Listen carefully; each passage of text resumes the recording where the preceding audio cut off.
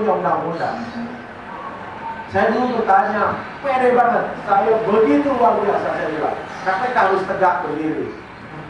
Tapi lama-lama saya pikir 15 tahun KPK berdiri, kok makin kesini yang ditangkap itu 10 juta, 30 juta, 20 juta, paling gede 100 juta. Tiba-tiba ada laporan ke saya, ya mohon maaf, ada pengaduan yang masuk ke saya, kumpulin lagi. Karena dalam bahasa logika saya begini, lembaga 15 tahun melakukan pemberantasan korupsi. Terus saya kritik juga Tito Karnavian sebagai Kapolri. Jangan-jangan Pak Tito kasihkan karena ada KPK sehingga kerjanya makin lengkap. Padahal saya bilang, baca undang-undang KPK.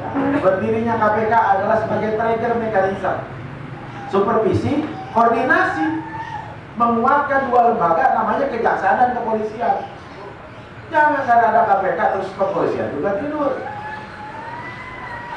Trigger mekanisme itu adalah supervisi penguatan terhadap dua lembaga itu supaya makin kuat. Karena kenapa? KPK diberi kewenangan luar biasa. Saya mau ngomong fakta konstitusi. Jadi buat saya, legitimasi itu bukan mobilisasi. Legitimasi itu konstitusi. Kita ngomong konstitusi. Biar negara ini punya parameter hukum yang jelas. Kenapa saya mengambil inisiatif seperti itu? Apakah saya koruptor?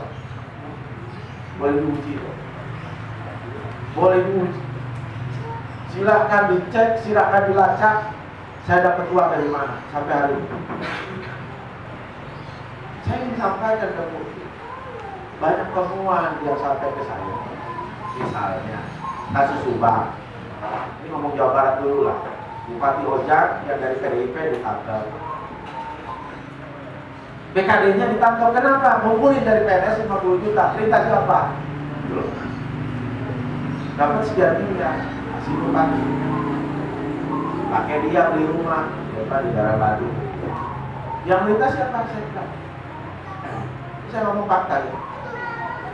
Tapi kenapa dua orang ini ditangkap? Saya tanya tidak. Gitu loh. Padahal dia juga terima aliran uang. Ini fakta di persidangan. Ada proses pemilahan-pemilahan seperti itu. Kedua, kasus Haji Ade di Kerawang. Waktu itu kan OTT 5 miliar katanya duit di mobilnya. Ada nggak sebaiknya masuk di AP? Saya bertanya. Harusnya itu masuk di AP? Menjelaskan bukti persidangan tidak? Harus dong. Karena itu alat citaan kan alat bukti. Ada nggak di persidangan? Ada nggak di dalam? Terus apa bedanya? Saya bilang. Kalau penegakan hukum kita diperlakukan seperti itu, ada orang diberi kewenangan luar biasa 15 tahun, kok korupsinya nggak berhenti. Suksesnya pemberantasan korupsi adalah orang diberikan penyadaran bahwa korupsi adalah tindak pidana yang luar biasa dan merugikan semua masyarakat ini. Itu harus dilakukan. Karena upaya tadi, pola pencegahannya harus dilakukan oleh KPK. Kalau OTT nanti hari Senin itu akan dibuka sebetulnya. Ini saya duluin aja. Rekaman di GPK yang kemarin OTT senilai 40 juta. Akan suruh OTT boleh apa direncanakan 6 bulan sebelumnya. Jadi saya bicara begini, bicara moral, bicara etika. Kalau ada lembaga yang super body luar biasa tanpa diawasi, kira-kira jadi apa di dalam? Saya tanya komisioner KPK, Anda ngerti nggak? Tidak. Terus siapa yang bermain? Gitu. Ternyata para politik dan ini yang ditegakkan. Terus kenapa di televisi? Saya juga nggak ngerti, kita jelaskan. Kemarin Profesor Robi juga jelaskan.